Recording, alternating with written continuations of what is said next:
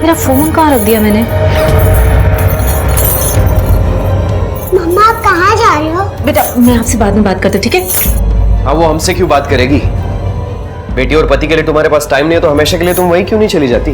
हाँ Satish over act मत करो, मेरा वहाँ जाना बहुत जरूरी है। अब रुपेश भैया के साथ देखो वो जिए या मरे मुझे उससे कोई फर्क नहीं पड़ता। लेकिन मुझे फर्क पड़ता है सतीश, तुम्हारे कहने से मैं उनसे अपने रिश्ते नहीं तोड़ सकती। रसिका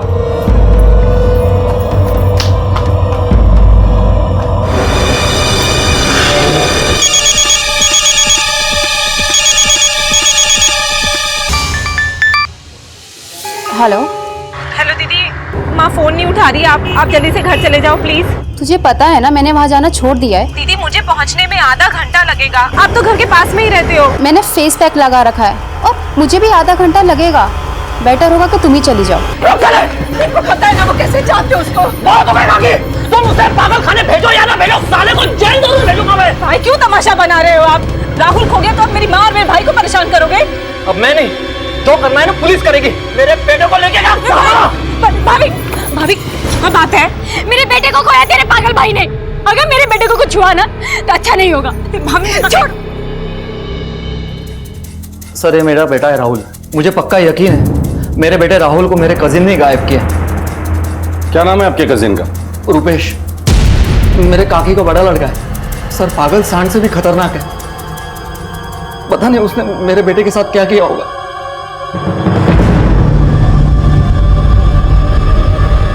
ए, पागल है क्या?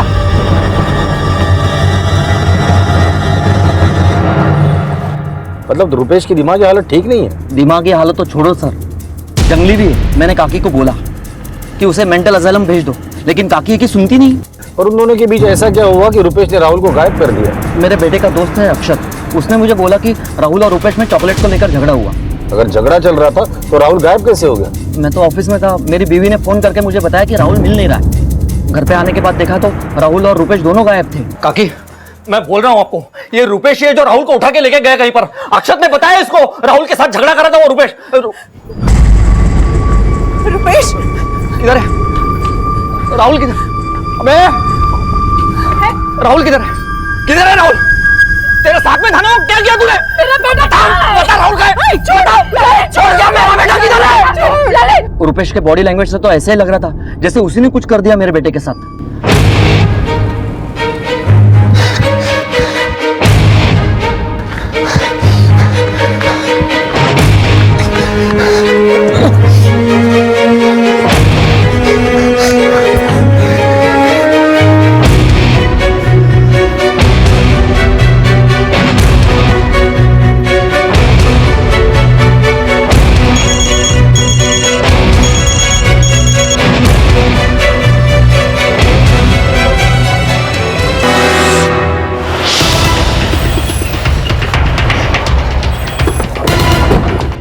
राहुल का वो दोस्त जिसने रुपेश और राहुल को झगड़ा करते देखा था, वो कहाँ रहता है? इधर पास में रहता है, मेरी बीवी को पता है। मिनल तुझे पता है ना वो? हाँ यही पास में रहता है सर। विष्णु तुम उस दोस्त से बात करो, तब तक मैं रुपेश की माँ से बात करता हूँ। सर आइए, इधर ऊपर रहते हैं।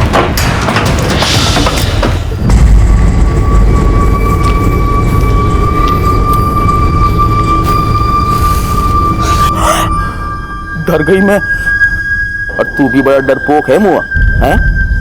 पर वहां तो बड़ा हीरो बना फिर रहा था, उसका ठंडा जो छीन कर पी गया, हैं? अरे रुकना चिकने, ऐसा कौन सा कांड कर दिया जो ऐसे भाग रहा था, हैं? पुलिस अंकल, मैं और राहुल फुटबॉल खेल रहे थे तब रुपेश अंकल आए।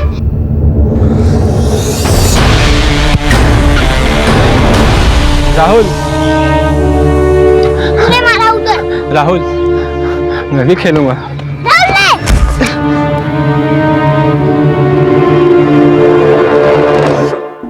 चॉकलेट, राहुल मेरी चॉकलेट दे, मैं मार दूंगा। राहुल चॉकलेट दे मेरी, मैं मार दूंगा। दे। ए अक्षत चल घर चल। हाँ सर, मैंने भी देखा रुपेश को राहुल के पीछे चॉकलेट के लिए भागते हुए। तो फिर आपने उसे रोका क्यों नहीं? सर सच कहूँ तो मुझे खुद डर लगता है उस पागल से। सर मेरे बच्चे ने कुछ नहीं किया, वो तो ललित ने उसको मारा इसलिए डर के भाग गया वो। डर के भाग गया काकी क्योंकि उसने मेरे बेटे को गायब किया। सर इतना बड़ा पत्थर फेंक के मारा मुझे यहाँ पर। अगर आप उनसे अच्छे से बात करते ना तो वैसा कभी नहीं करता। एक मिनट, आप कौन है? सर मैं रुपेश की छोटी बहन, इनकी वजह से पता नहीं मेरा भाई कहाँ भटक रहा होगा। अरे रो मत मेरे बच्चे। अच्छा मैं पुलिस को कुछ नहीं बोलूंगी, मैं सच्ची बोल रही हूँ। अच्छा बात पूछूं, सच सच बताएगा तू मुझे? तू बचपन से ही ऐसा है या बाद में ऐसा हो गया? मैं तो भूल ही गई थी, तेरा ऊपर वाला कमरा खाली है ना? है ना? है ना?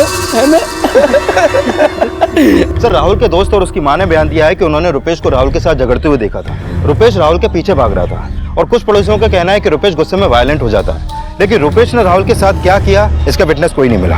हो सकता है राहुल रुपेश के गुस्से का नहीं बल्कि किसी और के जुर्म का शिकार हो।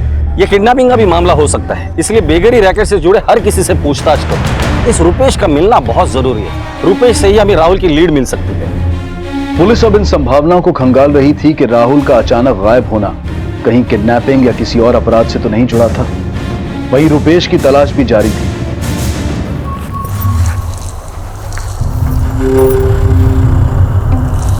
दिमाग का खिसका हुआ है वो, पर अपने काम का है। हाँ ठीक है, मैं उसे लेकर आती हूँ। अच्छा सुन हीरो, अरे अरे कहाँ गया तू?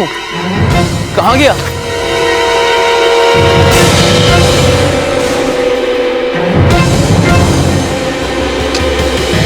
अरे चोरी करता है? चोर कहीं गए? अरे चोर! सर राहुल के पेरेंट्स को अभी तक कोई रैंसम कॉल नहीं आया और ना ही ऐसा कोई लीड मिला जिससे पता चले कि राहुल किसी बेगड़ी रैकेट या किडनैपिंग का शिकार हुआ है। हो सकता है राहुल के पिता ललित का शक सही हो और राहुल को रुपेश ने किडनैप किया। इस रुपेश का कुछ पता चला? नहीं सर, अभी तो कोई इन्फॉर्मेशन नहीं है।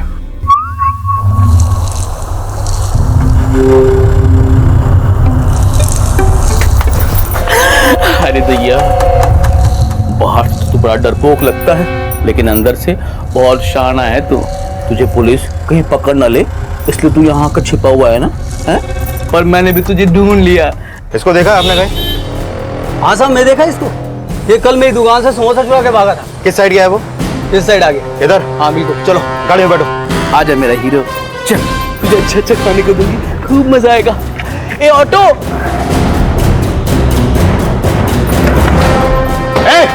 नीचे उतर, नीचे उतर। क्या हुआ साहब? कहाँ लेकर भाग रहे इसको? कहाँ लेकर भाग रहे इसको? साहब मैं तो उसकी मदद कर रही थी साहब। तेरे को मालूम है अपने भतीजे को गायब करके भागा ये और तू भी शामिल है इसमें, है ना? साहब मुझे कुछ नहीं पता साहब, मैं तो उसको पागल समझ के साहब इसकी मदद कर रही थी। और ले चलो इसे।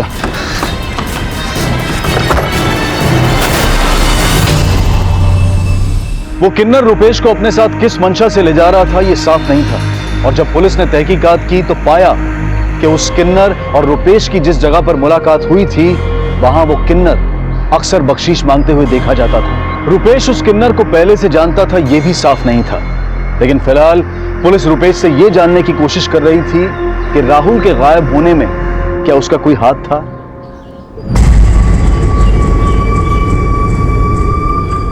तो तुम्हें सच में नहीं पता कि राहुल कहाँ है?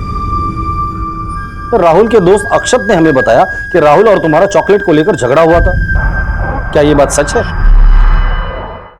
तो राहुल के दोस्त अक्षत ने हमें बताया कि राहुल और तुम्हारा चॉकलेट को लेकर झगड़ा हुआ था।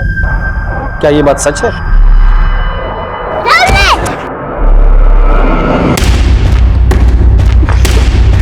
राहुल मेरी चॉकलेट दे, मैं मार दूंगा। राहुल चॉकलेट दे मेरी, मैं मार दूंगा। दे। मैंने कुछ नहीं, मैंने कुछ नहीं, मैंने कुछ नहीं। तुमने कुछ नहीं किया तो किसने किया? सर बार बार मत पूछिए ना, कह रहा है ना उसने राहुल को कुछ नहीं किया होगा। नौटंकी कर रहा है ये। नौटंकी ये नहीं, नौटंकी आप कर रहे हो। तू बोलना क्या चाहती है? एक मिनट। एक दूसरे के ऊपर इल्जाम डालने से कुछ नहीं होगा और आप रुपेश को कुछ नहीं कहेंगे। रही बात राहुल की, उसे ढूंढने का काम हमारा है, हम ढूंढ लेंगे। ललित, हाँ राहुल के बारे में आप कौन? सर ये हमारे फैमिली डॉक्टर है, डॉक्टर आशुतोष। माँ ने इन्हें रुपेश की फिजिकल चेकअप और मरहम पट्टी के लिए बुलाया है। सर कहीं ऐसा तो नहीं कि राहुल के पिता सच में कोई नाटक कर रहे हो? उन्होंने अपने बेटे को गायब किया, फिर रुपेश को फंसा के उसे अंदर करवाना चाहते हो? क्योंकि वो चाहते थे कि रुपेश मेंटल असाइलम जाए, लेकिन रुपेश की माँ उसे नहीं भेज रही थी। लेकिन इस रुपेश के अंदर कई राज हैं, कुछ ऐसे जो वो जानता है लेकिन बोल नहीं रहा है। लेकिन सर रुपेश ने राहुल को ज्यादा से ज्यादा पीटा ही होगा। चलो मान लो इस मारपीट में रुपेश के हाथों राहुल का मर्डर हो गया, लेकिन लाश तो मिलनी चाहिए, क्योंकि रुपेश इतना दिमाग वाला नहीं है कि वो किसी को मार के उसकी लाश ठिकाने लगा दे। ऐसा भी तो हो सकता है कि रुपेश की माँ और बहन ने मिलकर लाश को ठिकाने लगाया हो और अब रुपेश को बचाने की कोशिश करे। दोनों माँ बेटी और ललित तीनों के कॉल रिकॉर्ड निकालो और जब से राहुल गायब हुआ है तब से इनकी एक्टिविटी चेक करो। मुझे लगता है रुपेश के मन में जो चल रहा है वो जानने के लिए हमें किसी काउंसलर की मदद लेनी चाहिए। हो सकता है कि राहुल के साथ हुए अपराध का कोई क्लू हमें मिल जाए।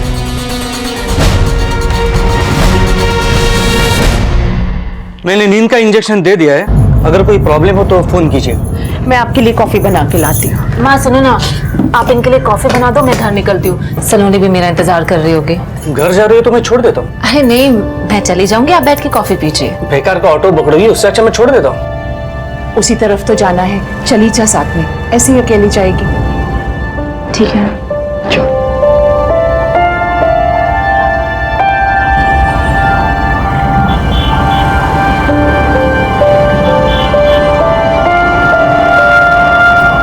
लो, आ गई तुम्हारी मंजिल, पर लगता है मेरा सफर कभी खत्म नहीं होगा। जिंदगी में आगे बढ़ने के लिए मंजिल जरूरी है आशुतोष। बेटर होगा कि तुम अपनी मंजिल कहीं और ढूंढ लो।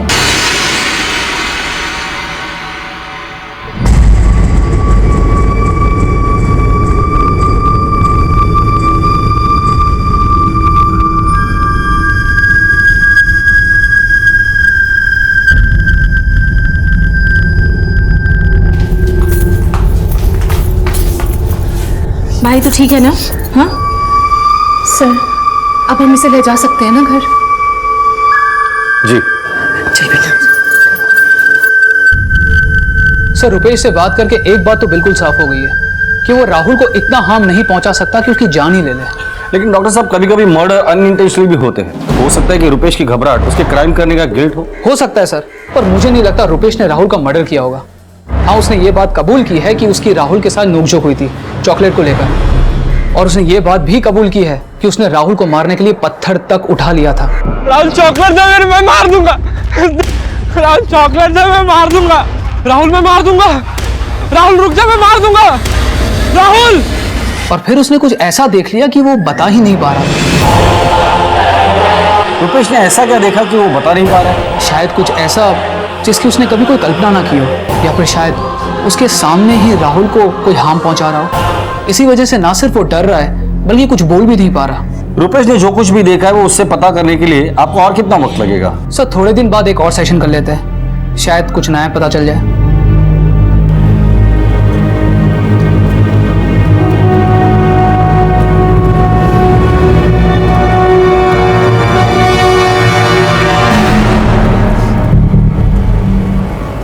रोको रोको रोको ना, रोको ना, रोको ना, रोको रोको। अरे रुपेश रुपेश रुपेश रुपेश सुन तो भाई, मेरे साथ सुन। क्या हुआ है? क्या हुआ है? क्या हुआ है? रुपेश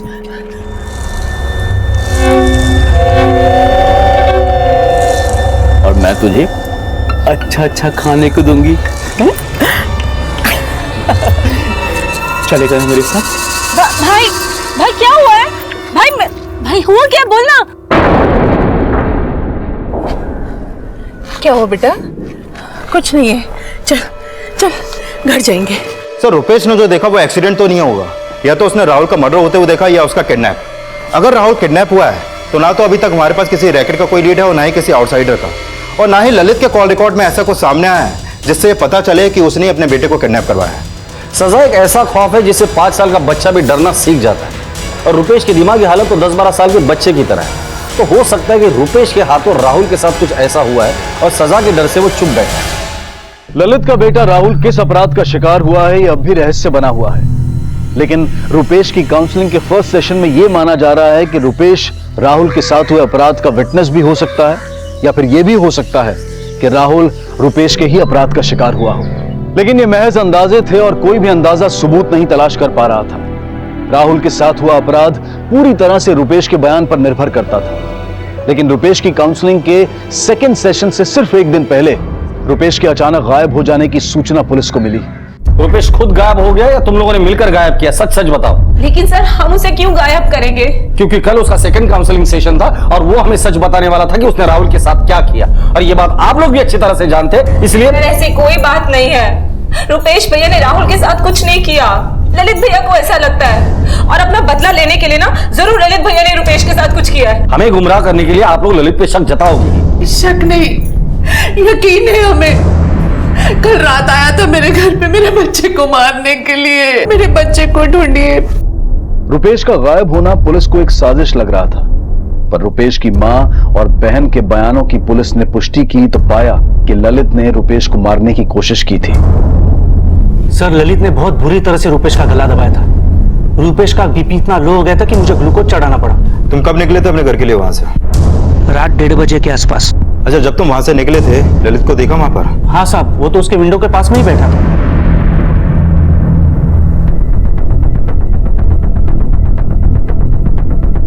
सर, मैं मानता हूं मैं अपने बेटे की याद में अपना आपा खो चुका था, और इसी गलती का फायदा उठा के वो लोग मुझे फंसा रहे हैं। तू जितना दिखता है ना उतना सीधा है नहीं। सर, मेरा यकीन कीजिए सर, रुपेश पे गुस्सा उतारने के बाद मैं घर पे आके सो गया, और जब सुबह उठा तो मुझे पता चला कि रुपेश गायब हो चुका है। सर, आप ही बताइए, रुपेश के घर में घुस के उसकी माँ और बहन के रहते हुए मैं उसको कैसे गायब कर सकता हूँ? और डॉक्टर भी था ना घर पर, तो डॉक्टर का नाम क्यों नहीं लिया?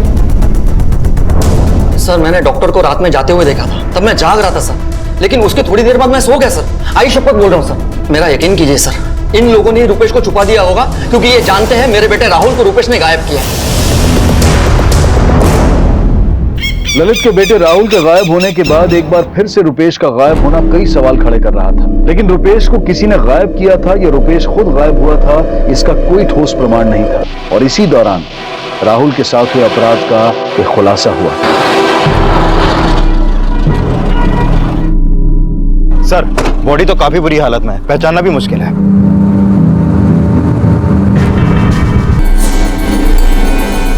विष्णु, ये एरिया राहुल के घर से ज्यादा दूर नहीं है, हो सकता है ये लाश राहुल की हो।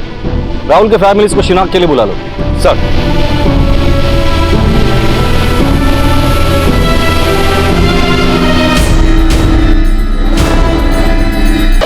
ये चेन हमें बच्चे के गले में मिली, क्या ये राहुल की चेन है?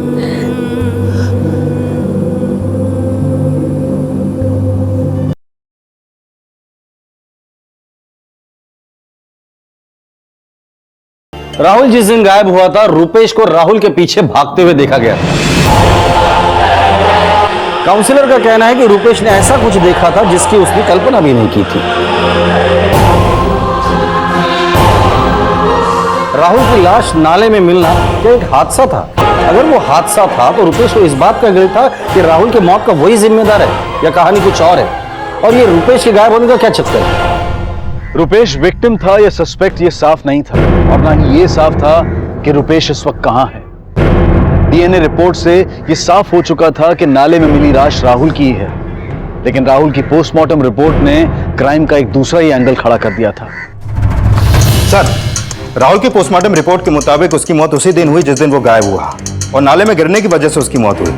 लेकिन सर, एक चौंकाने वाली बात सामने आई है। क्या? उसके गले में हाफ मेल्टेड चॉकलेट मिली जिसमें काफी मात्रा में जहर मिलाया हुआ था। राहुल के दोस्त अक्षत ने हमें बताया कि चॉकलेट तो रुपेश के हाथ में थी, जो राहुल लेकर भागा था।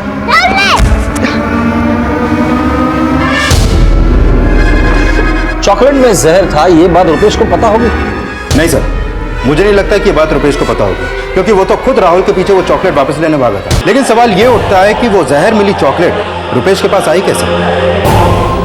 चॉकलेट में जहर मिलाना ये किसी दिमाग वाले का ही काम हो सकता है। किसी ने तो रुपेश के दिमागी हालत का फायदा उठाकर उसे जहर भरी चॉकलेट दी, जिसका मकसद था रुपेश को मारना, लेकिन मौत हो गई राहुल की। इस राहुल के दोस्त अक्षत से दोबारा मिलते हैं। सर,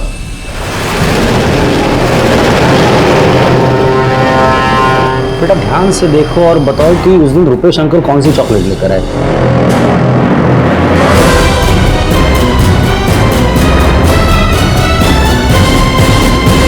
हाँ, यही थी। क्या रुपेश अंकल हमेशा यही चॉकलेट खाते थे?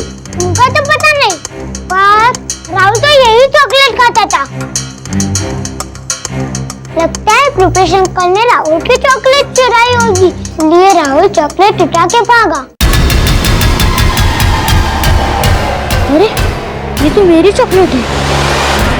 जरूर ये चॉकलेट राहुल के बाप ललित ने रुपेश को दी होगी।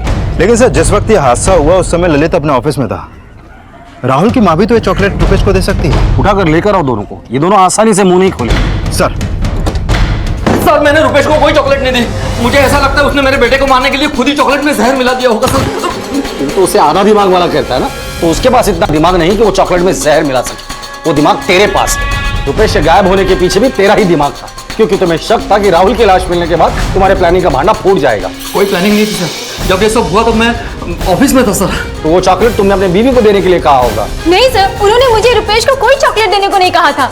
अगर ललित ने नहीं बोला था तो क्या तुमने खुद वो चॉकलेट रुपेश को दी थी? नहीं सर, मैंने रुपेश को कोई चॉकलेट नहीं दी है। तेरी बीवी ने हमें बताया कि जहरीला चॉकलेट तूने दिया था। क्या? नहीं सर, वो ऐसा कैसे बोल सकती है? देख, उसने अपना स्टेटमेंट दे दिया, तू भी सच बोल। इससे पहले भी तुमने रुपेश को मारने की कोशिश की थी और इस बार भी रुपेश को तुमने ही गायब किया है। नहीं सर, मैंने कुछ नहीं किया सर। अगर तूने कुछ नहीं किया तो तेरी बीवी ऐसा क्यों बोल रही है कि तूने उसके हाथ में चॉकलेट दिया था रुपेश को देने के लिए? ये झूठ है सर, मैंने मीनल को कोई चॉकलेट नहीं दी। वो तो ये भी बोल रही है कि उसे पता ही नहीं था कि चॉकलेट में जहर है। उसे तुमसे घिन आ रही है, तुम्हारी वजह से उसके बेटे की जान चली गई। मैंने उसे कोई चॉकलेट नहीं दी सर, उसने खुद ने दी होगी। तो तुम ये बोलना चाहते हो कि वो चॉकलेट मीनल ने दी थी और अब तुम्हें फंसा रही है? मुझे पता नहीं सर उसने चॉकलेट दी या नहीं दी, लेकिन कुछ दिन पहले ऐसा हुआ कि उसके चलते मुझे उस पर शक हो गया।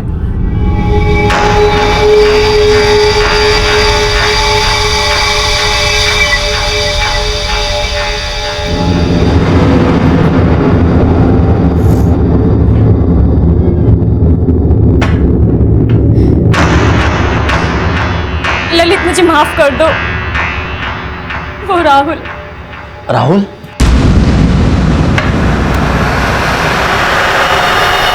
क्या हो गया? रुक क्यों गई? बोल, आगे बोल।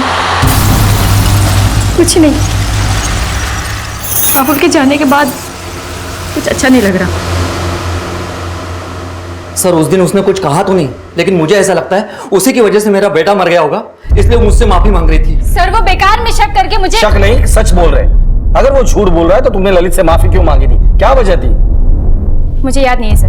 मैं बताता हूँ। राहुल की मौत जहरीले चॉकलेट से हुई थी। तुम्हारे बेटे की मौत की जिम्मेदार तुम खुद हो। तुमने मारा है अपने बेटे को। मैंने अपने बेटे को नहीं मारा है, मैं उस पागल को मारना चाहती थी।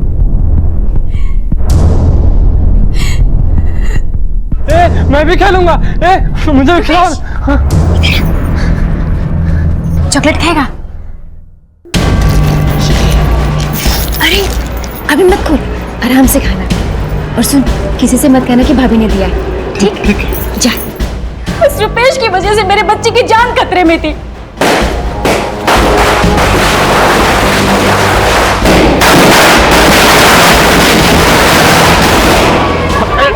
पागल हो गया। मत मार, मैं समझाऊंगी। जानबूझ के इसने ये किया है ताकि मेरे बच्चे मर जाए। कितनी बार आपको कहा है इसको पागल खाने भेजो, समझ नहीं आया आपको मतलब ना? रुपेश कुछ ना कुछ रोज ऐसा करता था जिससे मैं डरने लगी थी। पता नहीं कब मेरे बच्चे को क्या हो जाए। और काकी भी उसे मेंटल असाइलम भेजने को तैयार नहीं थी। उसकी वजह से हम लोग का जीना मुश्किल हो गया था सर, इसलिए मैं उसे। लेकिन मुझे क्या पता था सर कि मैं अपने ही बेटे को खो दूंगी। बेटे को खोने के बाद भी अक्ल नहीं आई जो रुपेश को मार के ही दम लिया? नहीं सर, मैं भले ही रुपेश को पहले मारना चाहती थी, लेकिन इस बार मैंने कुछ नहीं किया। झूठ मत बोलो, तुमने ही मारा है उसे। सर मैं झूठ नहीं बोल रही हूँ। तो किसने मारा? ललित ने? मुझे नहीं पता सर किसने मारा है, लेकिन मैंने नहीं मारा है। सर मैंने कुछ नहीं किया सर, मुझे नहीं पता रुपेश कहाँ है। मैंने कुछ नहीं किया सर, यकीन कीजिए। रुपेश को ललित ने गायब नहीं किया तो हो सकता है कि ललित के डर से रुपेश कहीं भाग गया हो। सर अगर रुपेश कहीं भागा होता तो अब तक तो उसे मिल जाना चाहिए था, लेकिन अभी तक उसका कोई लीड नहीं मिला है। ललित और मीनल के अलावा रुपेश की जिंदगी में और कौन था जिसका मोटिव रुपेश को भगाना था? सर मोटिव का तो अंदाजा नहीं, लेकिन एक बात है जो मुझे खटक रही है। इतना सब कुछ हो गया, लेकिन रुपेश की दूसरी बहन रूपा और उसका पति अभी तक रुपेश की मां से मिलने नहीं आया, जबकि वो उसके घर के पास ही रहती है। रसिका का पति सतीश, वो भी मिलने नहीं आया। कहीं रुपेश के गायब होने के पीछे कोई फैमिली एंगल तो नहीं, या कोई अपनी पर्सनल दुश्मनी उससे निकाल रहा है? अगर ऐसा कर रहा है तो उसने टाइमिंग बहुत सही चुना है, जब ललित और मीनल शक के दायरे में थे। विष्णु, ये रुपेश की माँ, रुपेश की दोनों बहनें और दोनों जीजा, इनके आपस में कैसी केमिस्ट्री थी, ये अच्छे से पता करो और इस ललित पे भी नजर रखो। सर, पुलिस अब इन संभावनाओं को खंगालने लगी कि कहीं रुपेश के गायब होने के पीछे कोई फैमिली एंगल तो नहीं था। वहीं रुपेश की तलाश में पुलिस उस किन्नर से भी मिली जिसके साथ रुपेश को पहले भी देखा गया था। ये लड़का फिर कोई कांड करके भाग गया क्या साहब? तूने इसे देखा या नहीं, ये बोल। नहीं साहब, उस दिन के बाद इस लड़के को मैंने नहीं देखा साहब, और देखती भी ना साहब तो सबसे पहले मैं आपको फोन करके बताती। मैंने तो उस लड़के को भोला ना समझ के इसकी मदद करने की कोशिश की, लेकिन अब एक बार गलती करने के बाद मैं दोबारा गलती थोड़ा ना करेगी साहब।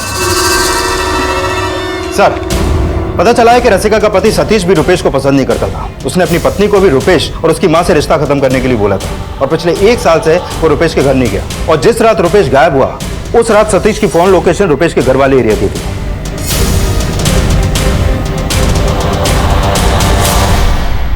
अरे वाह, गुड गर्ल। ब्रेकफास्ट की तरह टिफिन भी फिनिश करना, ठीक है? ओके मम्मा। सुनो ना सतीश, ऑफिस जाते वक्त सलोनी को स्कूल छोड़ दो प्लीज। अच्छा, तो तुम आज फिर अपने मायके जा रही हो? अरे जिसकी वजह से हमारी मैरिड लाइफ डिस्टर्ब हो गई है, अब वो तो गायब हो गए। अब तो अपनी फैमिली पे कंसंट्रेट करो तुम। सतीश, मेरा भाई गायब है और तुम्हें जरा भी अफसोस नहीं है। देखो, मुझे बिल्कुल अफसोस नहीं है उसके बारे में, और अगर तुम्हें अफसोस हो ना तो घर में बैठ के अफसोस करो। बार बार मायके जाने की जरूरत नहीं है उसके लिए। देखो सतीश, मेरा जाना बहुत जरूरी है, माँ को मेरी जरूरत है, प्लीज समझो। तुम अब भी नहीं सुधरोगी रसिका।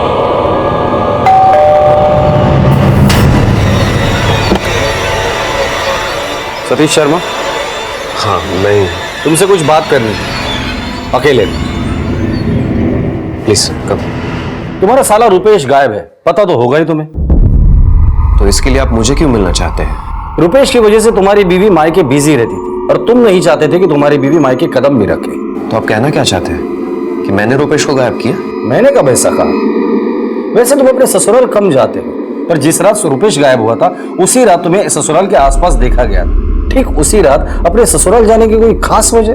देखिए, तब रसिका अपने मायके में थी और मेरी बेटी उससे मिलने की जिद कर रही थी, तो मैं उसे अपने ससुराल लेके गया।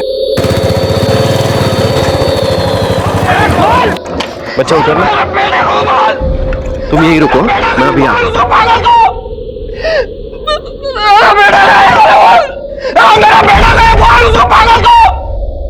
पापा मम्मा। कल आ जाएगी सुबह बेटा। हाँ चलो निकलते हैं। उसके बाद मैं अपनी बेटी के साथ घर वापस आ गया। वैसे ललित ने रुपेश को धमकी दी थी, हो सकता है उसका फायदा तुमने उठाया हो और रुपेश को गायब किया हो। सर, मैं मानता हूं कि मैं रुपेश से नफरत करता हूं, लेकिन मैंने उसको गायब नहीं किया सर। मतलब नफरत करते हो? हाँ, पर मेरे अलावा बहुत सारे लोग उससे नफरत करते हैं। रसिका की बड़ी बहन, उसका जीजा, वो सब लोग उससे नफरत करते हैं सर। खुद को बचाने के लिए उन्हें क्यों घसीट रहे हो बीच में? सर, मैं घसीट नहीं रहा हूँ, मैं सच्चाई बता रहा हूँ आपको। रुपेश ने ऐसा क्या किया कि सब लोग उससे नफरत करते हैं? सर, उसने अपनी बहन रूपा का रेप करने की कोशिश की थी। क्या? सर, मैं नहीं चाहती थी कि हमारी बदनामी हो, इसलिए हमने कोई कंप्लेंट नहीं की, लेकिन मेरे पति पुलिस कंप्लेंट करना चाहते थे। कंप्लेंट नहीं की, लेकिन नफरत तो जरूर हुई होगी। नफरत जरूर है सर, लेकिन अगर आप लोगों को ऐसा लग रहा है कि रुपेश को गायब करने में हमने अपनी नफरत निकाली है, तो ऐसा कुछ नहीं है सर। इनफैक्ट रुपेश का तो इसमें कोई दोषी नहीं है, मैं तो माँ को ही दोषी मानता हूँ। रुपेश ने आपकी बेटी यानी खुद के बहन के साथ जो शर्मनाक हरकत की, उसके लिए आप किसे दोष देगी? कुछ वक्त के लिए उसे दूर रखकर उसके इलाज पर जोर दिया होता तो भला तो रुपेश का ही होता, और आपकी ममता को भी इस तरह से कोसा नहीं जाता। दोष मेरी ममता का नहीं है सर, ये सब उस ललित की संगत का असर है। चल जल्दी जाके आता हूँ। हाँ, मैं फटाक से मिलूं, टेंशन मत।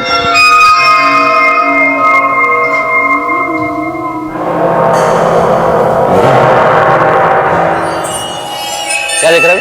हाँ? औरतों को देख रहा है? हाँ? सही बात। ये रुक, औरतों को देख रहा है? मुझे पता है। रुक रुक, तेरे को एक बढ़िया चीज बताता हूँ। ये देख, मजा आ रहा है ना? हाँ? मजा आ रहा है ना? अब ये रोज रात में डांस करने की वजह ना, ये देखा कर, और तेरी शांति से नींद आएगी तुझे रोज रात में। क्या दिखा रहा है तू इसे? अब कुछ नहीं, वो जंगल का वीडियो था, आता हूँ मैं जरा फटाक से। वो तो हर बात के लिए मुझे ही दोषी ठहराएंगे सर, लेकिन मैंने कुछ नहीं किया। रुपेश को मैं बचपन से जानता हूँ, वो पहले से ऐसा है। जो दूसरों के लिए गड्ढा खोदते हैं वो एक ना एक दिन खुद उसी गड्ढे में गिर जाते हैं। रुपेश को मारने की मंशा में राहुल की मां अपने ही मासूम बेटे की हत्या की वजह बन गई, लेकिन उसने इस बात से साफ इनकार किया कि रुपेश के दोबारा गायब होने में उसका कोई हाथ है। दूसरी तरफ ललित भी अपने बयान पर कायम था। तो क्या रुपेश ललित के डर की वजह से गायब हुआ था, या फिर इस बार वो किसी अपराध का शिकार हुआ था? और अगर हां, तो इसमें किसका हाथ था?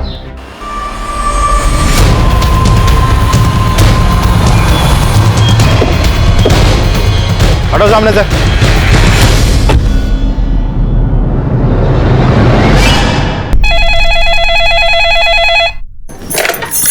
हेलो,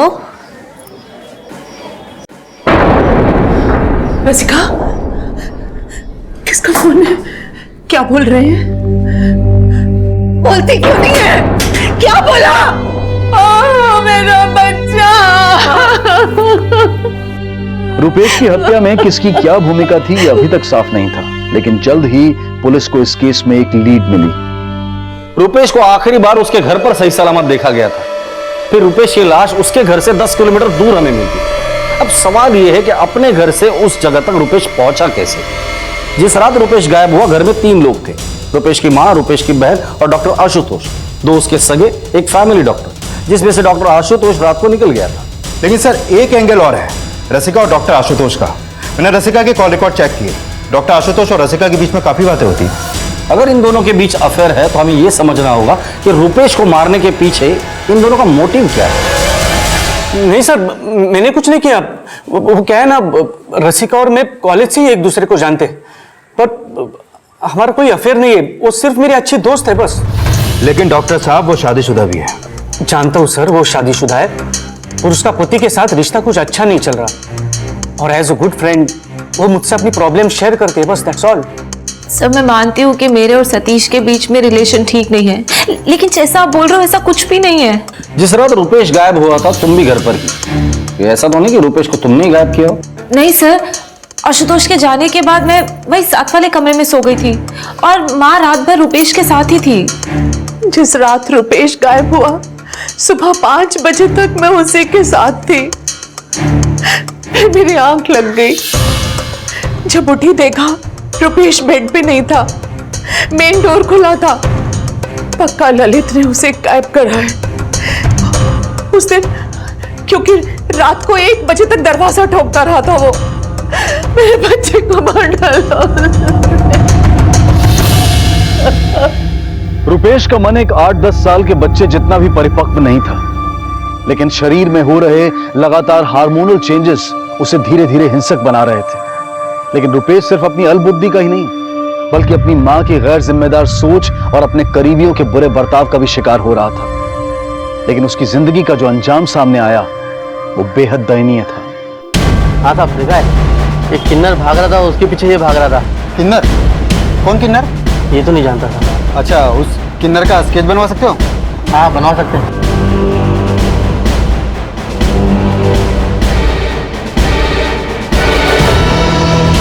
सर ये तो वही किन्नर है जो पहले भी रुपेश के साथ देखी गई है।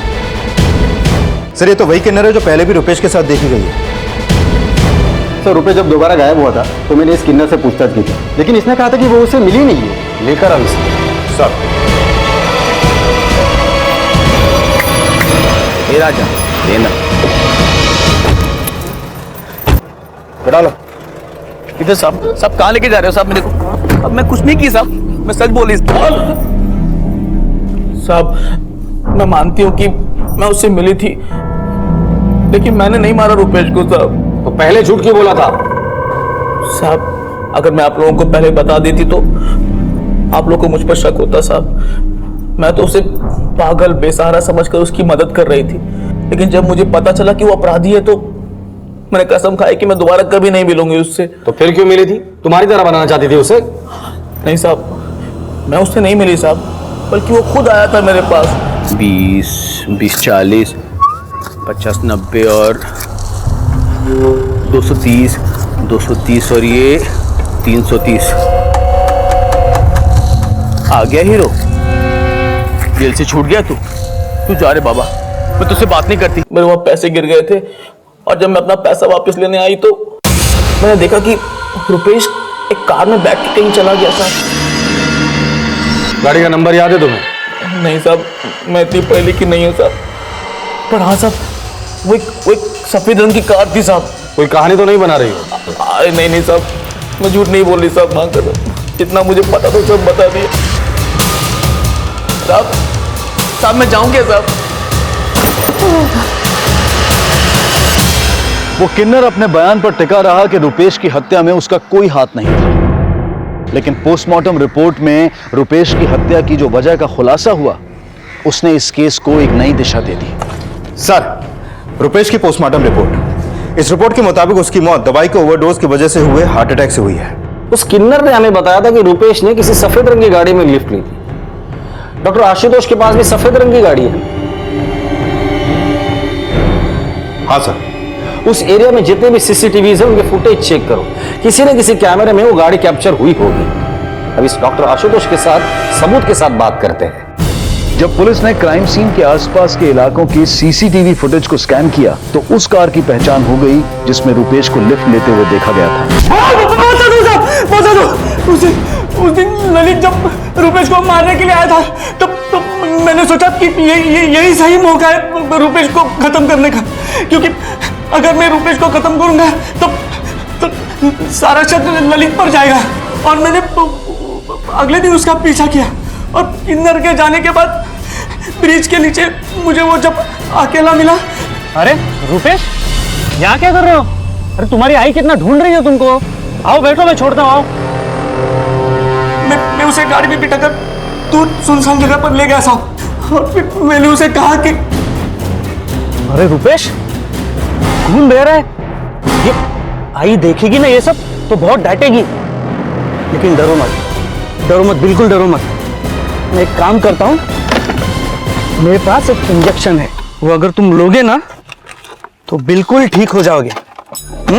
फिर आई तुम्हें बिल्कुल नहीं डांटेगी। डरो मत, हाँ, बिल्कुल डरो मत।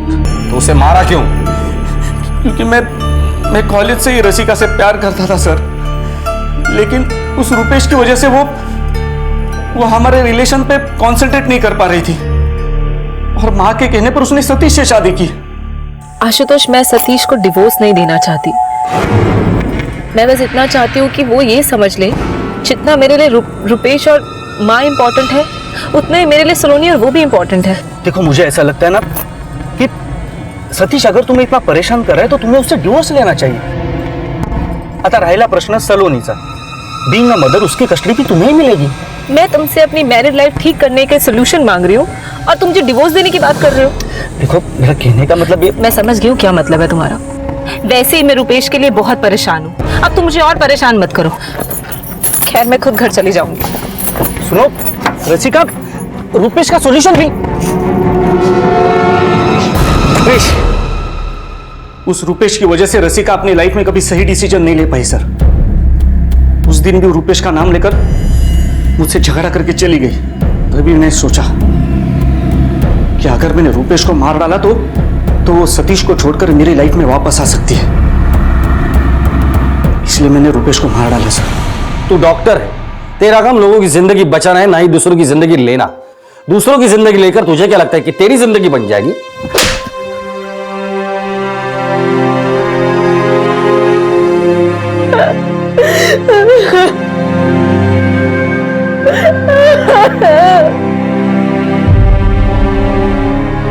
रुपेश को मेंटल असाइलम ना भेजने का फैसला एक मां की ऐसी भूल थी जिसके परिणाम ने उसकी ममता को ही घायल कर दिया। कभी कभी अपनों की खुशियों के लिए हमें अपनी भावनाओं से समझौता करना पड़ता है, लेकिन ना रसिका ये बात अपनी मां को कभी समझा पाई और ना ही रसिका का पति उसे कभी समझ पाया। लेकिन रसिका के दोस्त आशुतोष ने जो फैसला लिया उसे तो बिल्कुल भी सही नहीं ठहराया जा सकता। अब मैं अनूप सोनी आपसे विदा लेता हूं, फिर मुलाकात होगी अगले एपिसोड में एक और चौंका देने वाले केस के साथ। तब तक अपना और अपने परिवार का ख्याल रखें और देखते रहें क्राइम पेट्रोल डायल 100। सबक एक को सीख हम सबको। जय हिंद।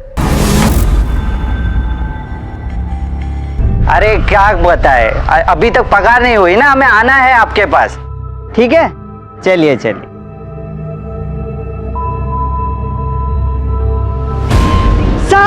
साहब आग, आग साहब। गणेश साहब मैं, क्या हुआ? ऊपर के कमरे में आग लग गई है। आग लग गई? आकाश भैया दरवाजा खोलिए। बड़े साहब, साहब दरवाजा खोलिए। बड़े साहब। आकाश भैया क्या हुआ? वो ऊपर के कमरे में क्या हुआ? साहब ऊपर आग लग गई। चलिए जल्दी चलिए। आग लगी, ऊपर के कमरे में आग लगी। खोलो खोलो, जोर से खोलो। अरे अरे अरे नहीं खुला तो तोड़ो दरवाजा।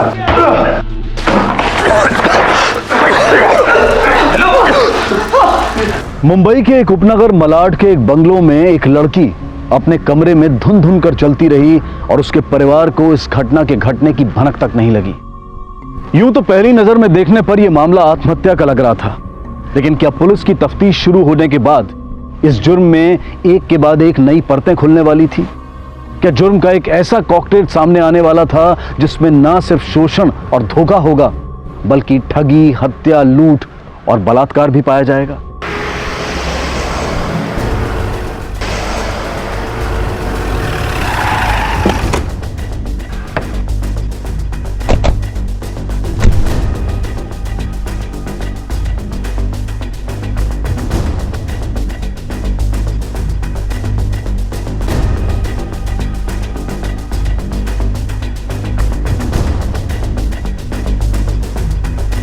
फॉरेंसिक वाले को बुला और एम्बुलेंस को भी बुला लेना। Yes sir.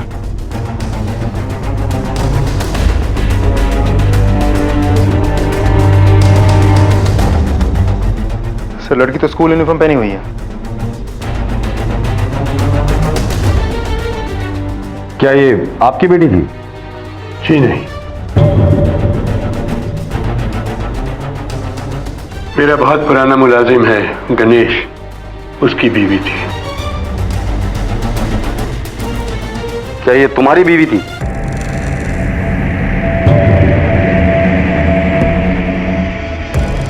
उसने स्कूल यूनिफॉर्म क्यों पहना था? क्या पता साहब, ये तो वही बता सकती थी। सर ये घर मेरे चाचा जी का है। उनकी कोई औलाद नहीं है, इसलिए मैं और मेरी बीवी यहाँ पे रहते हैं, ये ताकि उनका कोई ख्याल रख सके। और ये गणेश, ये कब से काम कर रहा है यहाँ? बचपन से। हमें तो अपने असली माँ बाप याद भी नहीं। साहब ही हमारे माँ बाप हैं और मालिक भी। और हमारी दीपा से शादी भी इन्होंने ही करनी थी। तुम्हारी बीवी ऊपर वाले कमरे में थी, तो तुम कहाँ थे? साहब वो कल रात हमारी लड़ाई हो गई थी, तो मैं गुस्से में आके नीचे गेस्ट रूम में सो गया। लड़ाई झगड़े अक्सर होते थे तुम दोनों के बीच? ऐसी कोई बात नहीं थी। बहुत अच्छा पति था गणेश, दीपा का बहुत ख्याल रखता था। हो सकता है कि तुम्हारी बीवी ने आत्महत्या नहीं की, बल्कि उसकी हत्या की गई। रात को झगड़ा होने के बाद गुस्से में आकर तुमने उसे जला दिया और फिर नीचे आकर सो गए होगे। साहब दरवाजे की कुंडी अंदर से बंद थी और सुबह दरवाजा तोड़कर अंदर घुसे हम। फिर मैंने ऐसा कुछ किया तो दरवाजे की कुंडी बाहर से बंद होती। जितने भोले नजर आते उतने हो नहीं। तुम्हें बीवी की चीखने चिल्लाने की आवाज सुनाई नहीं दी? मैं नीचे गेस्ट रूम में सो रहा था, दरवाजा बंद था और पंखा आवाज भी बहुत करता है, शायद इसीलिए नहीं सुन पाया। पंखे की तेज आवाज में तुझे नींद आ गई, लेकिन बीवी के चीखने चिल्लाने की आवाज सुनाई नहीं दी। इंटरेस्टिंग है। मुझे नींद आने की बीमारी है। इस बीमारी की वजह से मैं स्लीपिंग पिल्स लेता हूँ, और एक बार स्लीपिंग पिल्स ले लेता हूँ तो फिर गहरी नींद में सो जाता हूँ। हो सकता है इसकी वजह से कोई आवाज सुनाई न दी हो। मैडम कल रात को हम डीवीडी पर मूवी देख रहे थे, तो शायद उसी की आवाज से हमें कुछ सुनाई नहीं दिया। अगर कोई चीखा भी होगा तो हमें कुछ पता नहीं चला। और गणेश और दीपा, इनके बारे में कुछ बता सकते हैं आप हमें? गणेश तो बहुत ही सीधा लड़का है, लेकिन वो दीपा, उसकी तो आंखों से ही भूख टपकती है। मेरे हस्बैंड को भी ऐसे देखती थी कि जैसे खा जाएगी। वो तो चाचा जी गणेश को बहुत चाहते हैं, और गणेश भी सालों से उनका पूरा काम संभाल रहा है, वरना मैं तो उनको कब का बाहर निकाल फेंकती। सर एक बात समझ में नहीं आई, एक जवान लड़की जिसकी लाइफ में किसी भी तरह की प्रॉब्लम नहीं थी, वो सुसाइड जैसा इतना बड़ा कदम क्यों उठाया होगा? क्योंकि तांबे ये सुसाइड नहीं, मर्डर है। मर्डर? लेकिन आप इतनी श्योरिटी के साथ कैसे कह सकते हैं? जिस कमरे में हमें दीपा की लाश मिली थी, वहाँ ऑयल क्या ऐसी कोई भी चीज नहीं मिली थी जिससे खुद को जलाया जा सकता है। दूसरा मुद्दा, दीपा की ये लाश जहां मिली थी उस एरिया को छोड़कर पूरा रूम नीट एंड क्लीन था। जब भी कोई आदमी अपने आप को जला लेता है तो दर्द के मारे चीखता है, चिल्लाता है, छटपटाता है और यहाँ वहां भागता है, जिसके निशान उस कमरे में होने चाहिए थे जो यहाँ नहीं है। इसका मतलब ये सुसाइड नहीं, एक मर्डर ही है। अंबे, ये आकाश, सुभाष, मित्रा और गणेश, इन सबके स्टेटमेंट्स को क्रॉस चेक करो। हो सकता है इनमें से कोई झूठ बोल रहा हो। Okay sir. सर मत हिला। अच्छा सुन, आज उठने में थोड़ी देर हो गई थी तो टिफिन में कुछ बनाया नहीं, स्कूल की कैंटीन में कुछ खा लेना। थैंक यू पापा, कितने अच्छे हो आप। बाय पापा। बाय। अरे मामा को बाय बोलो। बाय माँ। बाय।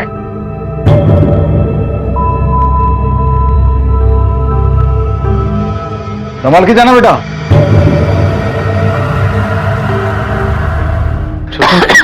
सुमन उठो, दवाई खा, उठो।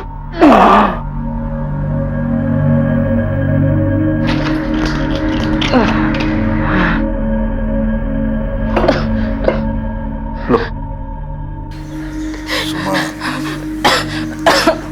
दवाई खाओ। लो दवाई लो।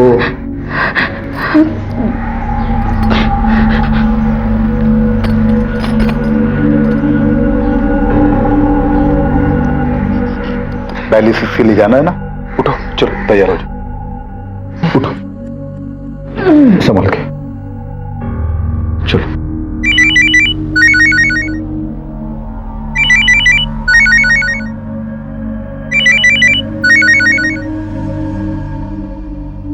हेलो, क्या?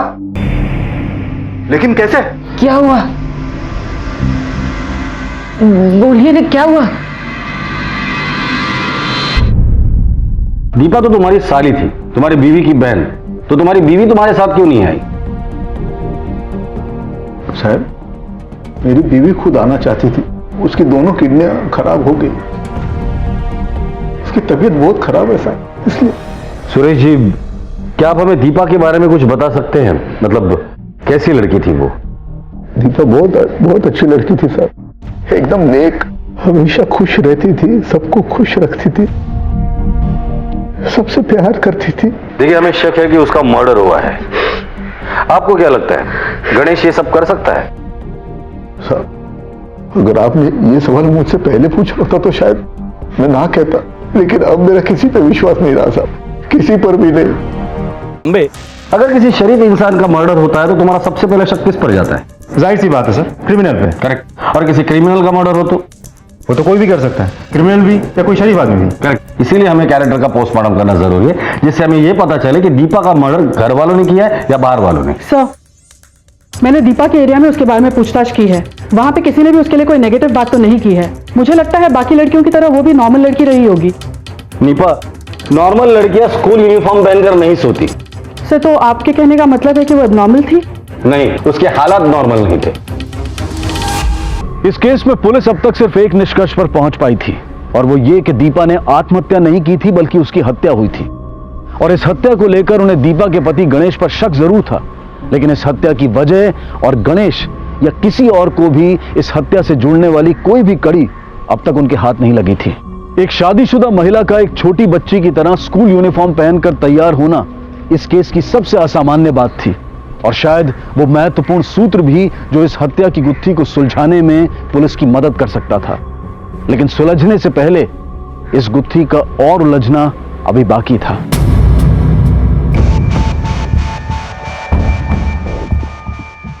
दीपा के पोस्टमार्टम रिपोर्ट के हिसाब से उसकी मौत गला दबाने से हुई, और वो भी 3 दिन पहले। कल तो उसे सिर्फ जलाया गया है ना? शॉकिंग। सर, लेकिन ऐसे कैसे हो सकता है? ऐसा नहीं हो सकता इंस्पेक्टर। कल रात हम सबने साथ में डिनर लिया था, दीपा भी उस डिनर में शामिल थी। ये सब लोग इस बात के गवाह हैं। रस्तोगी साहब, इंसान झूठ बोल सकता है, साइंस नहीं। पोस्टमार्टम रिपोर्ट में साफ साफ लिखा है कि दीपा की मौत 3 दिन पहले हुई थी। इसका एक ही मतलब होता है, दीपा को 3 दिन पहले मारा गया, फिर ऊपर वाले रूम में रखा गया, और कल उसे जलाकर हमें यह दिखाने की कोशिश की कि दीपा ने आत्महत्या की है। तो कहीं आप हम पर तो शक नहीं कर रहे हैं ना इंस्पेक्टर? आकाश साहब, ये मर्डर का मामला है। जब तक हमें असली कातिल नहीं मिलता, आप सब लोग हमारे शक के दायरे में रहेंगे। हमें शक है कि दीपा के कत्ल की साजिश में आप सब लोग शामिल हैं। सर, दीपा हमारे नौकर की बीवी थी, भला हम उसको क्यों मारेंगे? पता चल जाएगा। बात तो चलिए सर,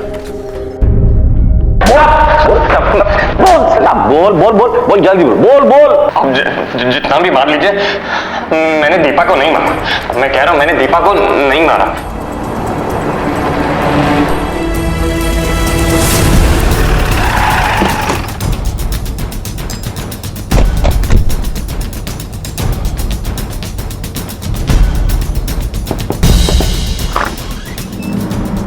जी? घर पर कोई है? माँ, पुलिस अंकल। आप लोग? आपके पति कहाँ हैं? वो मेरी दवाइयाँ और घर का राशन लाने गए। दीपा और गणेश के संबंध कैसे थे? वैसे ही जैसे आम पति पत्नी के होते हैं। कभी कभार कहासुनी हो जाती थी, पर ऐसा कुछ बड़ा हुआ कभी दीपा ने बताया नहीं था। सुभाष जी और उनके भतीजे आकाश, इनके बारे में कभी बात हुई थी? सुभाष जी तो देवता आदमी है। उन्होंने ही मेरी दीपा की शादी गणेश जी से करवाई थी। वो तो उसे अपनी बहू की तरह रखते थे, और आकाश जी के बारे में ऐसे कुछ खास नहीं बताया था। सुमन जी, दीपा की पोस्टमार्टम रिपोर्ट के हिसाब से उसकी मौत उस हादसे से 3 दिन पहले हुई थी। हमें शक है कि दीपा ने आत्महत्या नहीं की, बल्कि उसका मर्डर हुआ है। ये आप लोग क्या कह रहे हैं? ऐसा नहीं हो सकता। दीपा से आपकी आखिरी बार कब बात हुई थी? दीपा को जानते हैं आप? हाँ सर, जानते। आखिरी बार कब देखा था दीपा को? सर ध्यान से तो याद नहीं है, लेकिन 2-3 दिन पहले उसको देखा था मैंने, उसके बाद नहीं देखा। जी, मैंने उसे 2-3 दिनों से नहीं देखा। सर, एक बहुत ही चौंका देने वाली खबर हाथ लगी है सर। ये देखिए,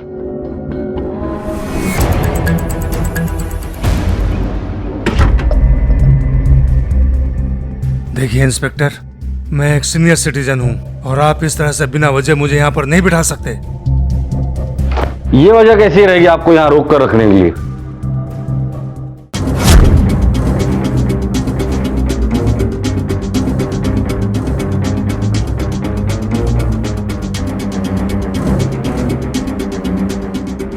ये सच है, दीपा मेरी ही पत्नी थी, गणेश की नहीं। ये बात आपने सिर्फ हमसे नहीं, पूरी दुनिया से छुपा कर रखी थी। क्यों?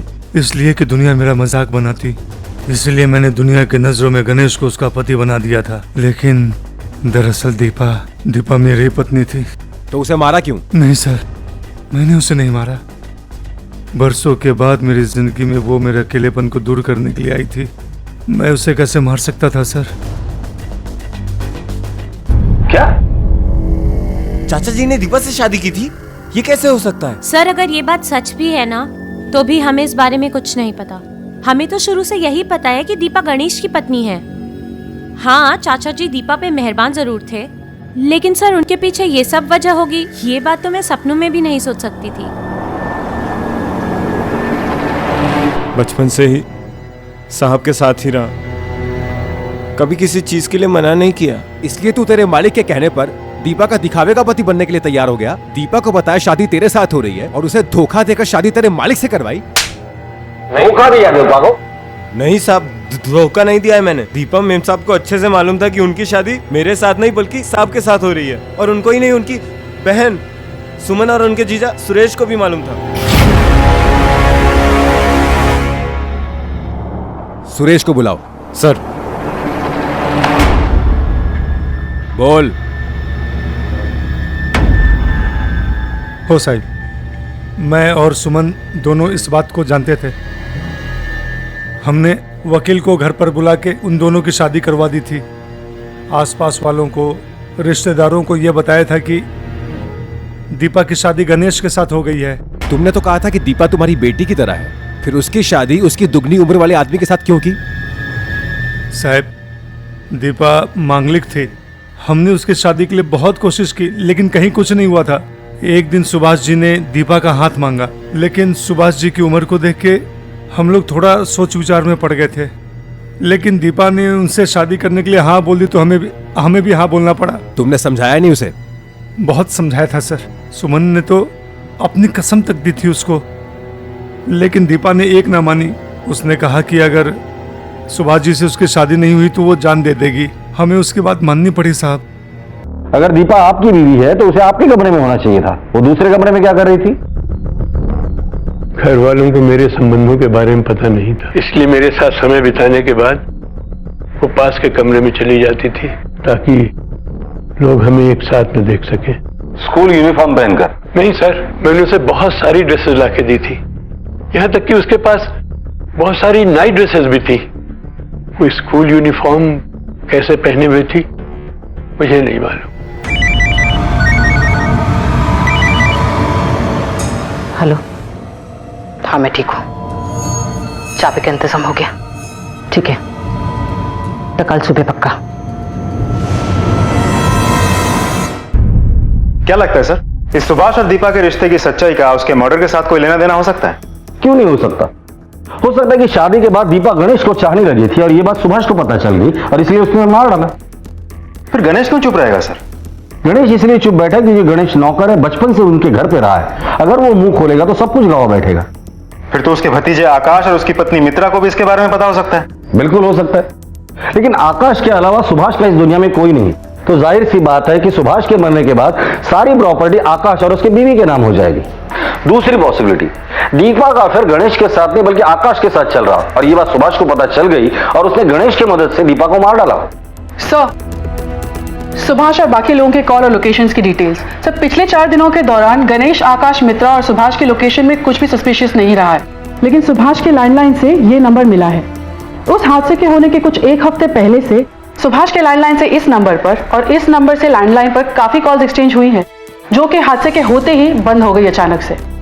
किसका नंबर है ये? सर, ये एक मॉल के केयरटेकर वसंत खोबरागड़े का है। मॉल? सर,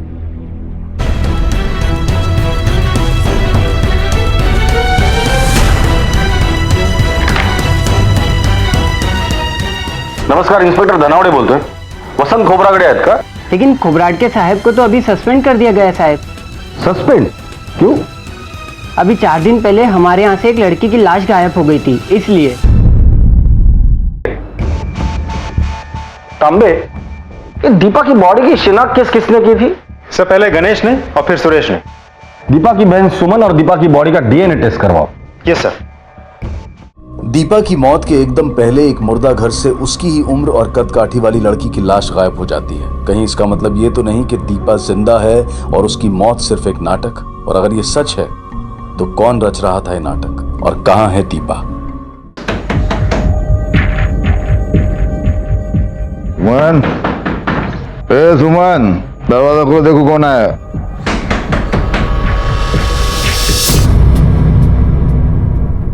आप लोग? हमें सुमन से मिलना है।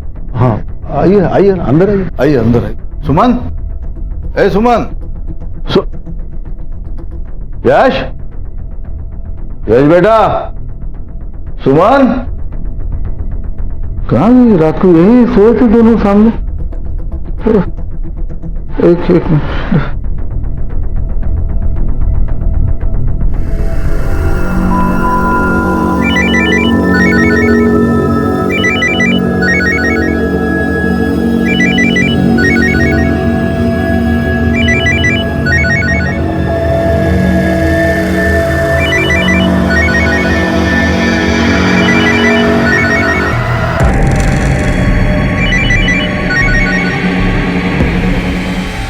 उसका फोन तो यहीं पर, फिर कहां चली गई?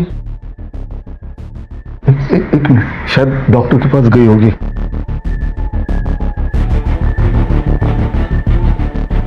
हेलो, हाँ डॉक्टर साहब, मैं सुमन का पति बोल रहा हूँ, सुरेश।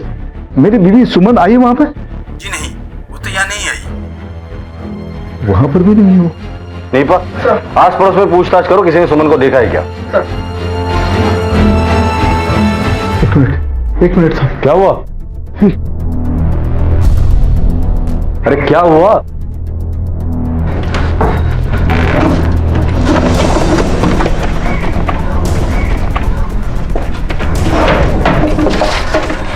अरे हुआ क्या वो तो बताओ। साहब मैं लुट गया साहब, बर्बाद हो गया। सारे जेवर सारे पैसे लेकर भाग गई सुमन।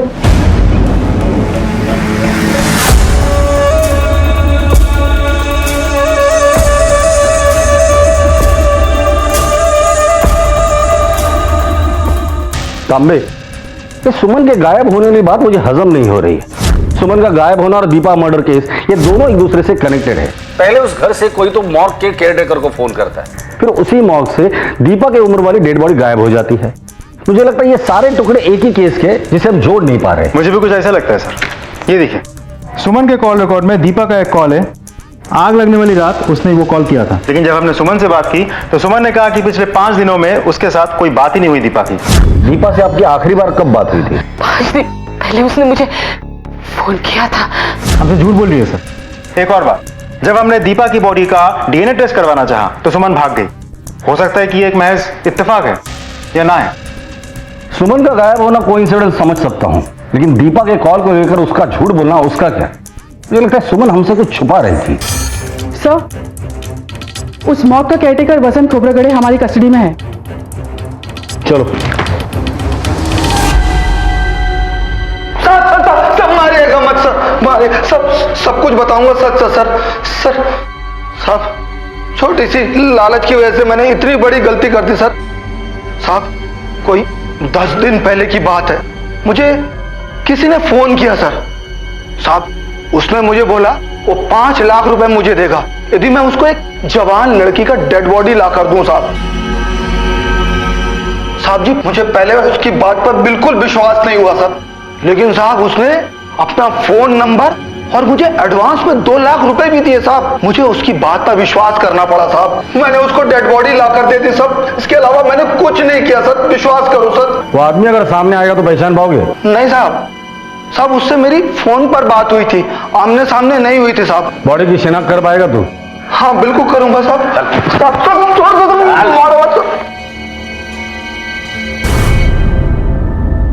क्या मैं इसका हाथ देख सकता हूं? देखो, इसका मतलब ये दीपा की बॉडी नहीं है। सर, इस बात में कोई शक नहीं है कि दीपा जिंदा है। ये बॉडी की अदला बदली का खेल खेल के हमें बेवकूफ बना जा रहा है। लेकिन खेल कौन रहा है? खुद दीपा, और घर का कोई आदमी भी इसमें इन्वॉल्व है। लेकिन सर, उसी घर का कोई होगा, हम इतनी श्योरिटी के साथ कैसे बोल सकते हैं? बाहर का भी तो कोई हो सकता है। चांस ही नहीं। अकेली दीपा या कोई बाहर का आदमी घर में सबके रहते हुए बॉडी को घर में लाना, प्लान करना इम्पॉसिबल है। मॉर्ग के केयरटेकर को भी फोन उसी घर के लैंडलाइन से गया था, इसका मतलब घर का कोई आदमी इन्वॉल्व है। सर, हम आपके पास ही आ रहे थे। वो चाचा जी का कल रात से कुछ पता नहीं चल रहा है। उनको फोन ट्राई कर रहा हूं, उनका फोन बंद आ रहा है। यहां तक कि उनके दोस्तों को भी मैंने खबर की, लेकिन कुछ पता नहीं चल पाया सर। दीपा जिंदा थी और उसकी बहन सुमन अपने बेटे के साथ फरार, और अब दीपा का असली पति सुभाष भी लापता था।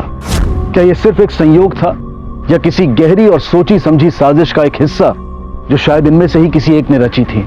सवालों के ढेर लगते जा रहे थे और जवाबों का दूर दूर तक पता नहीं था, लेकिन मुंबई पुलिस ने इस गुत्थी को सुलझाने का फैसला कर लिया था और अब उन्हें तलाश थी उस एक क्लू की जिसके सहारे वो जुर्म के इस बदसूरत और घिनौने खेल को खत्म कर सकें। सबसे पहले दीपा गायब होती है, अपनी मर्जी से या मर्जी के खिलाफ हमें नहीं पता। उसके बाद जेवर और पैसे लेकर सुमन गायब हो जाती है, और अब सुभाष गायब है। मुझे लगता है तीनों का एक के बाद गायब होना एक दूसरे से कनेक्टेड है, पर कैसे, ये हमें ढूंढकर निकालना है। तो एक काम करो, सुभाष के साथ साथ दीपा, आकाश, मित्रा और सुमन, इनके बैंक स्टेटमेंट्स निकालो, और सुभाष, दीपा, सुमन और यश, इनके फोटोग्राफ्स हर पुलिस स्टेशन में सर्कुलेट करो और खबरों को काम पर लगा दो। Okay sir. सब पिछले 6 महीनों में सुभाष के अकाउंट से आकाश के अकाउंट में कुल 16 लाख रुपए ट्रांसफर हुए। क्या कहना है इसके ऊपर? सर, आप लोग मुझ पर शक कर रहे हैं। आप लोग शायद भूल रहे हैं कि मैं अपने चाचा जी का इकलौता वारिस हूं, और ये पैसे उन्होंने मुझे मेरे खर्च के लिए दिए थे। 6 महीने में 16 लाख रुपए का खर्चा? मेरे चाचा जी एक बहुत बड़े बिजनेसमैन हैं, वो आपकी तरह पुलिस ऑफिसर नहीं है। सही कहा तूने। ये थप्पड़ मैंने तुझे इसलिए नहीं मारा क्योंकि तूने मेरा ईगो हर्ट किया। ये थप्पड़ मैंने तुझे इसलिए मारा क्योंकि हम लोगों को ईमानदार लोग पसंद है, बेईमान बिजनेसमैन नहीं। सर, मैं सच कह रहा हूं, ये पैसे मुझे चाचा जी नहीं दिए थे। तांबे, सर मैं सच कह रहा हूं, सर यकीन करो, सर मैं झूठ नहीं बोल रहा हूं, ये पैसे चाचा जी नहीं थे। देखिए मैडम, आपका पति तो हमें कोऑपरेट नहीं कर रहे, पर आप चाहे तो इनकी मदद कर सकते हैं, वरना ये ऐसे ही पीटता रहेगा। बोलो। सर, आकाश चाचा जी को ब्लैकमेल कर रहे थे दीपा से शादी को लेकर। क्या? सर मैं मानता हूं कि मैं चाचा जी को ब्लैकमेल कर रहा था कि अगर उन्होंने पैसे नहीं दिए तो मैं उनको दोस्तों में बदनाम कर दूंगा, लेकिन इसका ये मतलब नहीं कि सर मैंने उनका खून कर दिया है। दीपा की डेड बॉडी मिलने के बाद चाचा ने पैसे देने से मना किया होगा और गुस्से में आकर तुमने उन्हें मार डाला। सर ऐसा नहीं है, चाचा जी इसके बाद भी मुझे पैसे दे रहे थे, तो फिर मैं उनका खून क्यों करूंगा? तो फिर किसने मारा होगा? सर यही तो मुझे नहीं पता कि किसने मारा। तू ऐसे सच नहीं बोलेगा तांबे, जब तक ये सच नहीं बोलता पीटो इसे। सर आकाश ने कोई खून नहीं किया। सर नहीं मारा, मत मारिए सर। सुभाष ने तुम्हारे अकाउंट में 3 लाख रुपए ट्रांसफर किए थे, किस लिए? वो सर उनके बहुत एहसान है मुझ पर। सर ये सुमन की ट्रीटमेंट में मेरे बहुत पैसे खर्च हो गए थे, मेरे पास पैसे बचे ही नहीं थे, तो मैंने मेरे गांव की जमीन बेचने के लिए निकाली थी, लेकिन वो भी नहीं बिक रही थी, तो मैंने सुभाष जी से 3 लाख रुपए उधार लिया था। ये जमीन का व्यवहार होने के बाद उनको लौटाना था, लेकिन वही पैसा लेके सुमन भाग गई साहब। सर अगर मेरी बात झूठी निकली तो मुझे फांसी पे चढ़ा देना सब, आई शपथ। ठीक है, जाओ तुम। सर नजर रखना इस पर। आकाश को बहुत तोड़ा सर, लेकिन उससे ज्यादा कुछ बोल नहीं रहा है। मुझे लगता है उसके पास बताने के लिए जो कुछ भी था वो बता चुका। नहीं तांबे, वो और भी कुछ जानता है लेकिन मुंह नहीं खोल रहा है। वैसे ये काम कहाँ करता है? सर किसी गारमेंट शोरूम में मैनेजर का काम करता है। वहां जाके इंक्वायरी करो, शायद कुछ हाथ लग जाए। फिलहाल उसे जाने दो, लेकिन उस पर भी नजर रखना। ओके सर, हमारे खबरी ने सुमन को विरार के घर में देखा है। चलो।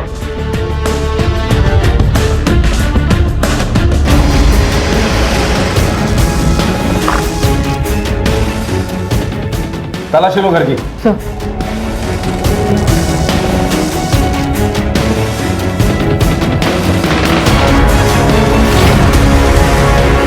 Sir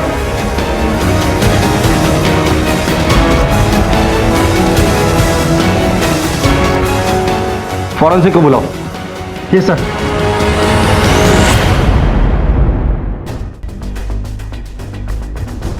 Nipah, yes sir. पता करो ये घर किसके नाम पर है और किसे रेंट पर दिया था। Right sir.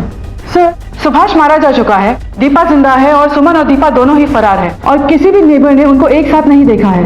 वैसे देखा जाए तो दोनों को एक साथ ही होना चाहिए था। होना तो चाहिए और यही हुआ होगा।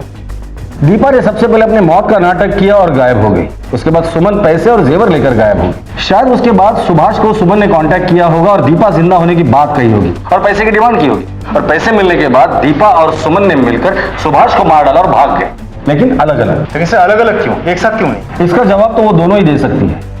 सुरेश ने हमसे कहा था कि सुमन को किडनी का प्रॉब्लम है और उसे डायलिसिस की जरूरत पड़ती है। इस एरिया में जितने भी डायलिसिस सेंटर है उन्हें कांटेक्ट करो और उनके सुमन की डिटेल्स दे दो और उनसे कहो अगर वो वहां आती है तो सबसे पहले हमें कांटेक्ट करे। सर अब मुझे इंतजार कल का है। क्यों सर? सुभाष रस्तोगी कोई मामूली आदमी नहीं था, एक बिजनेस टाइकून था, और जब भी कोई बिजनेस टाइकून मरता है अपनी वसीयत जरूर बनाता है। वकील साहब पढ़िए।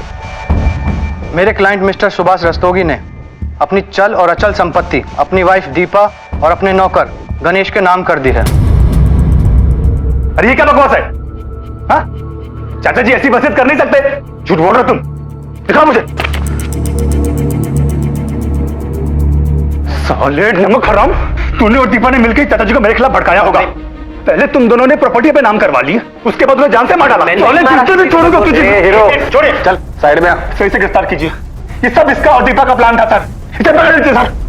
तांबे ले चलो इसे। अरे सर आप इसकी बात चल। सर, ये विरार के उसी मकान का मालिक है जहाँ पे हमें सुभाष की लाश मिली थी, और इसका कहना है कि उस मकान को गणेश नाम के किसी आदमी ने किराए पर लिया था। आओ।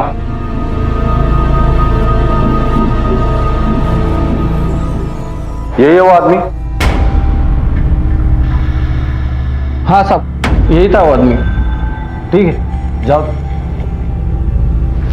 झूठ बोला। तुमने वो घर किराए पे क्यों लिया था और सुमन उस घर में क्यों रहती थी? मैंने कुछ नहीं किया। झूठ बोल रहा है तू भी इस प्लान में शामिल था। दीपा और सुमन को भगाने में मदद की और सुभाष को मार डाला। दीपा और सुमन कहाँ है और सुभाष को क्यों मारा? साहब मैं कह रहा हूँ मेरी कोई गलती नहीं, मैंने किसी को नहीं मारा, मैं बेकसूर हूँ, मैं बोल रहा हूँ साहब मैंने कुछ नहीं। तांबे, ये दीपा और सुमन का मिलना बहुत जरूरी है। जब तक ये दोनों हाथ नहीं लगती इस केस की गुत्थी नहीं सुलझेगी। अब डायलिसिस के लिए चलिए ना माँ, कितने दिनों से नहीं करवाया, मुझे बहुत डर लग रहा है माँ। प्लीज चलिए ना, प्लीज माँ।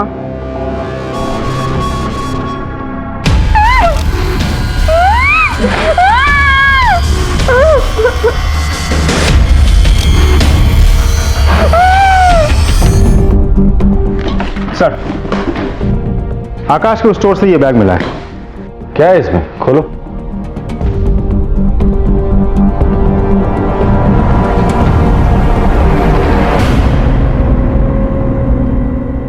ये सब तुम्हारा ही है ना? बोलो। सर, मैं एक शादीशुदा इंसान हूं और ये सारा सामान मैं अपनी बीवी के ऊपर इस्तेमाल करता हूं।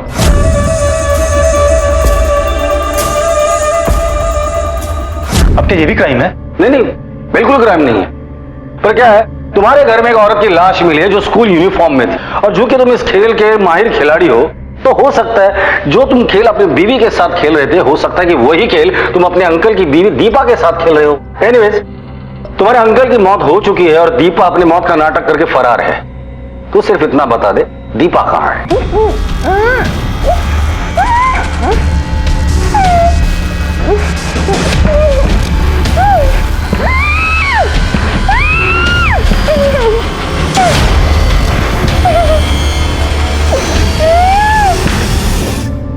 सर, मुझे सच में नहीं पता कि दीपा कहां पे है, और मैं तो शुरू से जानता था कि दीपा मेरे चाचा जी की वाइफ है, और मैं अपने चाचा जी की वाइफ के साथ ऐसा कैसे कर सकता हूं? तेरे बारे में मुझे नहीं पता, लेकिन आपकी फितरत में बहुत अच्छे से जानता हूं। जब लगती है ना, तो घर रिश्ते कुछ नहीं देखती, सिर्फ जलाना जानती है। अब वो आग तेरे अंदर लगी थी या दीपा के अंदर लगी थी, वो तू हमें बताएगा। सर, मैं आपको कैसे यकीन दिलाऊं कि ऐसा कुछ भी नहीं था मेरे और दीपा के बीच में? तांबे, इस बार इसका इस्तेमाल करना। सर मेरी बात तो सुनिए। सर, मैं सच कह रहा हूं। सर, तो कुछ भी नहीं था। नमस्कार, इंस्पेक्टर धनावड़े बोलते हैं।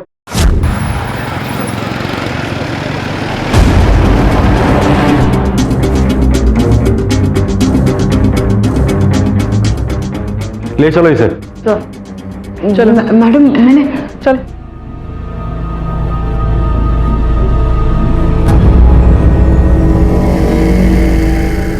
आप भी यहाँ? दीपा मैडम का है? वो ठीक तो है ना? आप दोनों साथ में थे, आप अकेले हैं? हमारा शक सही निकला। तूने मदद की थी ना दीपा और सुमन को यहाँ से भगाने में? साहब, पर मैंने मदद की थी और इसीलिए मुर्दा घर से लाश लेकर जलाई, ताकि लोगों को लगे कि वो मर चुकी है और कोई उन्हें ढूंढने की कोशिश न करे। तो ये सब किया क्यों तुमने? आपको आकाश भैया के ऑफिस से जो सामान मिला था वो दरअसल चुराया हुआ, कि दीपा मैडम और सुमन जी की मदद करूंगा। लेकिन तुम्हारी पूरी प्लानिंग फेल हो गई। सुमन के बजाय अब दीपा सुरेश के चुंगल में है। लेकिन मुझे समझ में नहीं आ रहा है, सुरेश के घर पे तो 24 घंटे नजर रखी थी, फिर वो वहां से बाहर निकला कैसे और विरार पहुंचा कैसे, और इस वक्त कहां है वो?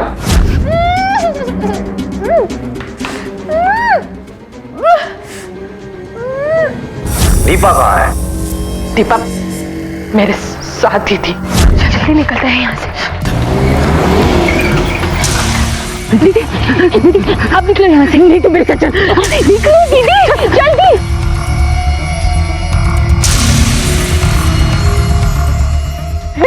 दीपा को किडनैप किसने किया? मेरे पति ने। सुरेश ने? दुनिया जैसे उसे समझती है, वो आदमी वैसा नहीं है। भेड़िया है वो, भेड़िया। मेरे माँ बाप की जब से मौत हुई, जब दीपा मेरे पास रहने आई, तब से वो की शादी सुभाषी से पहली बार नहीं हुई थी।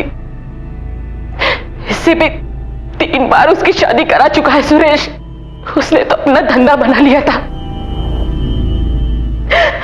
वो तो ऐसा शिकार ढूंढता था जो अकेला आदमी हो और बहुत पैसे वाला हो। वो उसे दीपा को जबरदस्ती अपने पास जाने के लिए बोलता था, और शादी होने के बाद वो उसे मार डालता।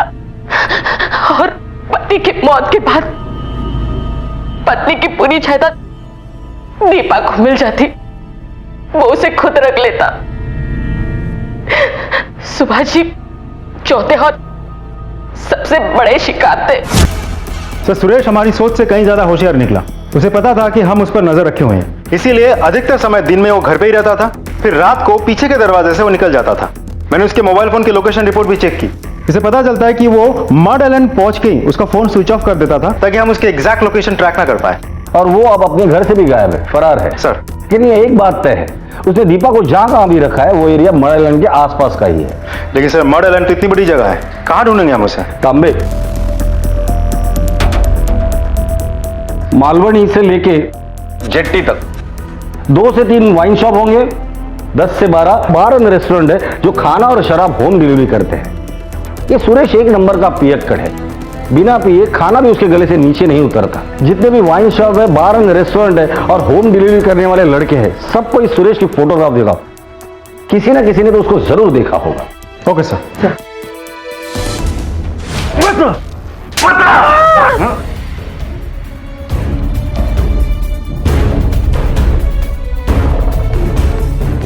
अरे सुनो जरा, ये फोटो देखो, पहचानते हो? हाँ साहब, इनको मैं जानता हूँ। इनके यहाँ मैं हमेशा खाना पहुँचाने जाता हूँ। अभी भी उनका ही पार्सल लेके जा रहा था। हमारे साथ चलो जरा। हाँ साहब, मैं पैसों के लिए पहले 3 बुढ़ों के साथ दीपा की शादी कर चुका था।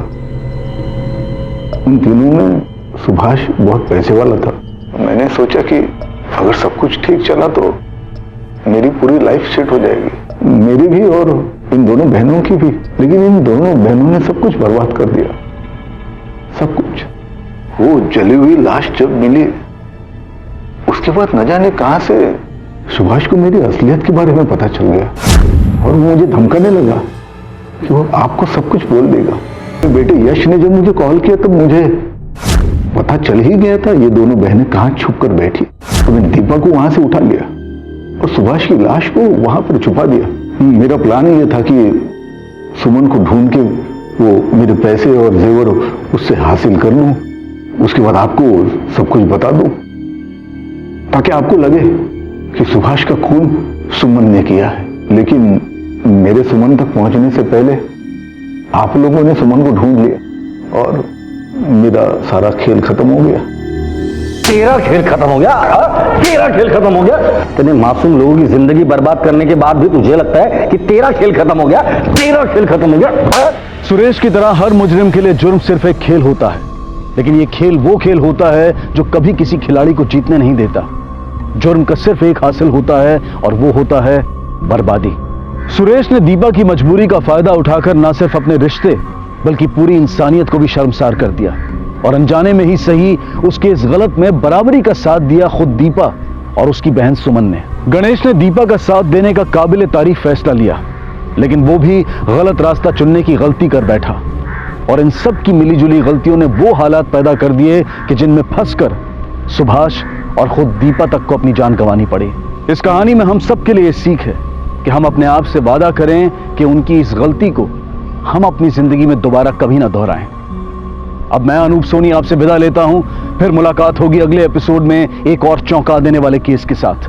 तब तक अपना और अपने परिवार का ख्याल रखें और देखते रहें क्राइम पेट्रोल डायल 100। सबक एक को सीख हम सबको। जय हिंद। इस तरह के और भी एपिसोड देखने के लिए हमारे चैनल को सब्सक्राइब करें और बेल आइकन दबाना ना भूलें।